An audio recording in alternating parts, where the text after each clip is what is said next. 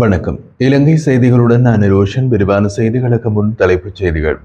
அடுத்த வரவு செலவு திட்டத்திற்கு தேவையான பரிந்துரை மற்றும் முன்மொழிவுகளை பெற மாவட்ட ஒருங்கிணைப்பு குழு தலைவர்கள் மற்றும் நிதி அமைச்சின் அதிகாரிகளுடன் கலந்துரையாடல். அமெரிக்க வரி தீர்வுகளை மேற்கொண்டு விவாதிக்க இலங்கை பிரதிநிதிகள் குழு அமெரிக்க வர்த்தக பிரதிநிதி அலுவலகத்துடன் இரண்டாவது சுற்று பேச்சுவார்த்தைகளில் பங்கேற்பு. நஷ்டத்தில் இயங்கும் கென்வில் ஹோட்டல் திட்டத்தினை விற்பனை செய்வதற்கு ஜனாதிபதி அனுருகுமார திசாநாயக்கின் தலைமையிலான அரசாங்கத்தால் அனுமதி. முன்னாள் அமைச்சர்களான மஹிந்தானந்த அழுத்கமகே மற்றும் நளின் பெர்னாண்டோ ஆகியோருக்கு முறையே 20 மற்றும் 25 வருட கடூழிய சிறை தண்டனை. தொடர்வது விரிவான செய்திகள். 2026ஆம் ஆண்டுக்கான வரவு செலவு திட்டத்திற்கு தேவையான பரிந்துரைகள் மற்றும் முன்மொழிவுகளை பெறும் நோக்கில் ஜனாதிபதி அனுருகுமார திசாநாயக்க தலைமையில் மாவட்ட ஒருங்கிணைப்பு குழு தலைவர்கள் மற்றும் நிதியமைச்சர் உயர் அதிகாரிகளுடன் விசேட கலந்துரையாடல் இன்றைய தினம் முற்பகல் ஜனாதிபதி அலுவலகத்தில் நடைபெற்றது.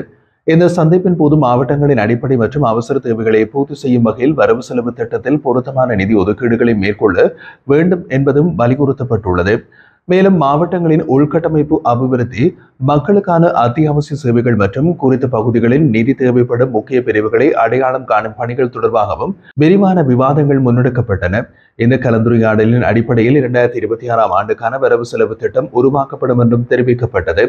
இந்த கலந்துரையாடலில் மாவட்ட ஒருங்கிணைப்பு குழு தலைவர்கள் தவிர ஜனாதிபதியின் செயலாளர் கலாநிதி நந்திக சனத்குமார் நாயக்க, நிதியமைச்சின் செயலாளர் மஹிந்த ஸ்ரீவர்தன, ஜனாதிபதியின் சிரேஷ்ட மேலதிக செயலாளர் ரசல் அபோன்சு, அரச நிதி திணைக்களத்தின் பணிப்பாளர் நாயகம், தேசிய வரவு செலவு திட்டத்தின் திணைக்களத்தின் உதவி பணிப்பாளர் நாயகம் மற்றும் நிதியமைச்சின் பல உயர் அதிகாரிகளும் கலந்து கொண்டனர். அமெரிக்கா விதித்த வரி தீர்வுகளை மேற்கொண்டு விவாதிக்க இலங்கை பிரதிநிதிகள் குழு வாஷிங்டன் டிசியில் உள்ள அமெரிக்க வர்த்தக பிரதிநிதி அலுவலகத்தோடு இரண்டாவது சுற்று பேச்சுவார்த்தைகளில் பங்கேற்றுள்ளது. இந்த இரண்டாவது கட்ட கலந்துரையாடல் இரு நாட்டு வர்த்தக உறவுகளை வலுப்படுத்தும் நோக்கில் முன்னெடுக்கப்படும் தொடர்ச்சியான முயற்சியின் ஒரு பகுதியாகவே நடைபெறுவதாக ஜனாதிபதியின் ஊடக பிரிவு வெளியிட்டுள்ள அறிக்கையில் தெரிவிக்கப்பட்டுள்ளது. இதற்கு முந்தைய முதல் சுற்று கலந்துரையாடல்கள் அமெரிக்க வர்த்தக பிரதிநிதி அலுவலகத்தின் அழைப்பின் பேரில் நடைபெற்றிருந்ததாகவும் அதில் இலங்கை குழுவினர் வரி தொடர்பான முக்கிய பிரச்சனைகளை முன்னிறுத்தி விவாதித்ததாகவும் குறிப்பிடப்பட்டுள்ளது. ஸ்ரீமத் சேரஸ் ஜோன் கொத்தலாவல பாதுகாப்பு பல்கலைக்கழகத்தில் வழங்கப்படும் மருத்துவ பட்டப்படிப்பை நிறுத்த அரசாங்கம் முடிவு செய்துள்ளது. இது தவறான முடிவாகும் என்று எதிர்க்கட்சித் தலைவர் சஜித் பிரேமதாச கண்டனம் தெரிவித்துள்ளார். இந்த பட்டம் இலங்கை மருத்துவ கவுன்சிலால் அங்கீகரிக்கப்பட்டது என்றும் வருடம் தோறும் உள்நாட்டு மாணவர்கள் மற்றும் வெளிநாட்டு மாணவர்களுக்கு வாய்ப்பளித்தது என்றும் அவர் கூறினார். இதை நிறுவுவதால் இலவச கல்வி வாய்ப்புகள் மற்றும் வெளிநாட்டு டாலர் வரவுகள் பாதிக்கப்படும் என்றும் நாடு கடும் மருத்துவ பற்றாக்குறையுடன் இருக்கின்ற நிலையில் இது மிகப்பெரிய பிழை என்றும் அவர் கூறினார். மாணவர்களுக்கு கல்வி வாய்ப்புகளை அதிகரிக்க வேண்டிய நேரத்தில் அதை குறைப்பது அரசாங்கத்தின் தவறான நோக்கத்தை காட்டுகிறது என்றும் சஜித் பிரேமதாச சுட்டிக்காட்டியுள்ளார். இந்த முடிவை அரசாங்கம் திரும்ப பெற வேண்டும் என்றும் மாணவர்களின் உரிமைக்காக எதிர்க்கட்சி தொடர்ந்து போராடும் என்றும் அவர் வலியுறுத்தியிருந்தார். நஷ்டத்தில் இயங்கும் கென்வில் ஹோட்டல் திட்டத்தினை விற்பனை செய்வதற்கான அரசாங்க ஒப்புதல் ஜனாதிபதி அனுருகுமார திசாநாயக்க தலைமையிலான அரசாங்கத்தால் வழங்கப்பட்டுள்ளது. இது சர்வதேச நாணய நிதியத்தின் பிணை உதவியின் நிபந்தனைகளுக்கு இணங்க அனுருகுமார திசாநாயக்க அரசாங்கம் மேற்கொள்ளும் முதல் தனியார் மயமாக்கல் நடவடிக்கையாகும். இந்த திட்டத்தின் கீழ் 2011ஆம் ஆண்டு முழுமையாக அரசுக்கு சொந்தமாக நிறுவப்பட்ட கேன்வில் நிறுவனத்தின் பங்குகளை விற்பனை செய்யும் முன்மொழிவினை தொடர்ந்து முன்னெடுக்க அமைச்சரவை சம்மதம் வழங்கியுள்ளதாக அமைச்சர் நலிந்த ஜாதிச தெரிவித்துள்ளார். விற்பனை செயல்முறையை நிர்வகிக்க முன்னணி தொழில்முறை சேவை நிறுவனமான டெய்லாய்ட்டை நியமிக்க அரசாங்கம் தீர்மானித்துள்ளதாகவும் அவர் குறிப்பிட்டுள்ளார். கொழும்பில் 47 மாடிகள் கொண்டதாக உருவாகி வரும் 458 அறைகள் கொண்ட இந்த ஹோட்டல் திட்டத்திற்காக இதுவரை 61 மில்லியன் அமெரிக்க டாலர்கள் முதலீடு செய்யப்பட்டுள்ளதாகவும் திட்டத்தை முழுமையாக இன்னமும் 120 மில்லியன் அமெரிக்க டாலர்கள் தேவைப்படுவதாகவும் மதிப்பிடப்பட்டுள்ளது. இந்த கூடுதல் நிதியை திரட்டும் வாய்ப்பு இல்லை என்பதனால் அரசாங்கம் இந்த சொத்தை விற்பனை செய்வது நியாயமானது என்று முடிவு செய்துள்ளது. மேலும் கேல்வின் நிறுவனம் தெற்கு பகுதிகளின் கடற்கரை ஓரத்திலும் ஒரு ஹோட்டலை நிர்வகித்து வருவதாக குறிப்பிடப்பட்டுள்ளது. யாழ்ப்பாண மாவட்டத்தில் எதிர்காலத்தில் மேற்கொள்ளப்பட உள்ள முக்கியமான அபிவிருத்தி திட்டங்கள் முன்னிட்டு ஒரு விசேட கலந்துரையாடலில் கடல் தொழில் நீரியல் மற்றும் கடல் வளங்கள் அமைச்சர் மற்றும் யாழ் மாவட்ட ஒருங்கிணைப்பு குழு தலைவர் ராமலிங்கம் சந்திரசேகர் தலைமையில் நடைபெற்றது. இந்த கலந்துரையாடலில் மீண்டெழும் அலைகள் எனும் தொலைநோக்கி அடிப்படையாக கொண்டு 2025 மற்றும் 2035 ஆண்டுகளை கவனத்தில் வைத்து தயாரிக்கப்பட்ட திட்டங்கள் குறித்து அமைச்சர் விளக்கியிருந்தார். திட்டங்கள் மூலம் யாழ்ப்பாண மாவட்டத்தை கல்வி, சுகாதாரம், போக்குவரத்து, சுற்றுலா மற்றும் சுற்றாடல் உள்ளிட்ட துறைகளில் முழுமையாக மேம்படுத்தும் நோக்கம் கொண்ட திட்டங்கள் அறிமுகப்படுத்தப்பட்டன. நகர அபிவிருத்தி அதிகார சபையின் வடமாகாணத்திற்கான அதிகாரிகள் இந்த திட்டங்களின் அம்சங்களை விளக்கினர்.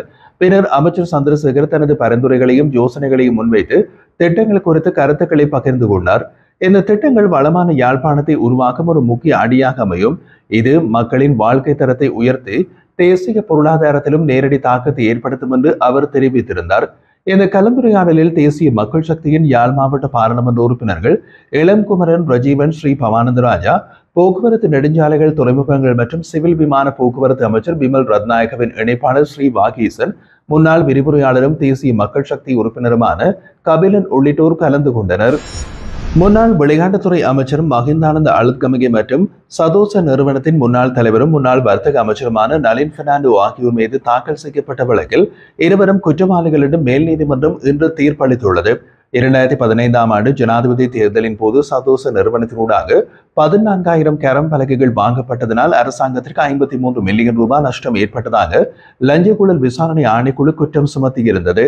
இந்த வழக்கு மூவரடங்கிய மேல் நீதிமன்ற நீதிபதிகள் குழாமின் முன்னிலையில் இன்று விசாரணைக்கு எடுத்துக் கொள்ளப்பட்டது. விசாரணைகளின் முடிவில் நளின் பெர்னாண்டோவுக்கு 25 வருட கடூழிய சிறை தண்டனையும், மகிந்தானந்த அழுத்கமகேவுக்கு 20 வருட கடூழிய சிறை தண்டனையும் விதித்து நீதிமன்றம் தீர்ப்பளித்தது. தீர்ப்புக்கு முன் லஞ்ச விசாரணை ஆணைக்குழுவின் சட்டத்தரணி இருவரும் தங்கள் பதவிகளை தவறாக பயன்படுத்தி அரசுக்கு பாரிய நஷ்டத்தை ஏற்படுத்தியதாக வலியுறுத்தினார். இந்த நடவடிக்கையால் அரசுக்கு 53 மில்லியனை விட அதிகமான வரி இழப்பு ஏற்பட்டது என்றும் இதனால் பொதுமக்களுக்கு நேரடியான பாதிப்பு ஏற்பட்டது என்றும் அவர் தெரிவித்திருந்தார். இதுபோன்ற ஊழல் செயல்பாடுகள் எதிர்காலத்தில் மீண்டும் நடைபெறாமல் தடுக்கும் வகையில் ஊழலுக்கு எதிராக செயல்படும் ஆர்வலர்களுக்கு ஆதரவாகவும் இந்த தீர்ப்பு செயல்படும் என்றும் அவர் நம்பிக்கை தெரிவித்தார். இந்த விவரங்களை முழுமையாக பரிசீலித்த பின் நீதிபதி மகேன் வீரசிங் தலைமையிலான நீதிபதிகள் குழு இந்த தீர்ப்பினை அறிவித்திருந்தது. இதேவேளை முன்னாள் அமைச்சர் துமிந்த திசாநாயக்கவை ஜூன் 5ஆம் தேதி வரை தொடர்ந்து விளக்கமறியலில் வைக்குமாறும் நீதிமன்றம் உத்தரவிட்டுள்ளது. கொழும்பு ஹெவ்லாக் சிட்டி குடியிருப்பு வளாகத்தில் வசிக்கும் பெண்ணொருவரின் பயணப்பையிலிருந்து கண்டுபிடிக்கப்பட்ட தங்கமுலாம் பூசப்பட்ட துப்பாக்கி தொடர்பாக முன்னாள் அமைச்சர் துமிந்த திசாநாயக்க பயங்கரவாத விசாரணை பிரிவினரால் கடந்த 23ஆம் தேதி கைது செய்யப்பட்டிருந்தமையும் குறிப்பிடத்தக்கது. ஓய்வூதிய திணைக்களத்தின் தகவல் அமைப்புகள் மீது நிகழ்ந்த சைபர் தாக்குதலில் எந்த ஒரு தரவுகளும் சேதமடையவோ அளிக்கப்படவோ இல்லை என்று திணைக்களம் அறிவித்துள்ளது. ஏப்ரல் மாதத்தின் முதல் வாரத்தில் இந்த தாக்குதலுடன் நடந்ததுடன் உடனடியாக பாதுகாப்பு நடவடிக்கைகள் எடுக்கப்பட்டு தகவல் அமைப்புகள் வளமைக்கு கொண்டுவரப்பட்டதாகவும் தெரிவிக்கப்படுகின்றது. தாக்குதலுக்கு பிறகு அனைத்து இணையவழி சேவைகளும் முறையாக செயல்படுவதாகவும் தரவுகள் இழக்கப்படவில்லை எனவும் உறுதிப்படுத்தப்பட்டுள்ளது.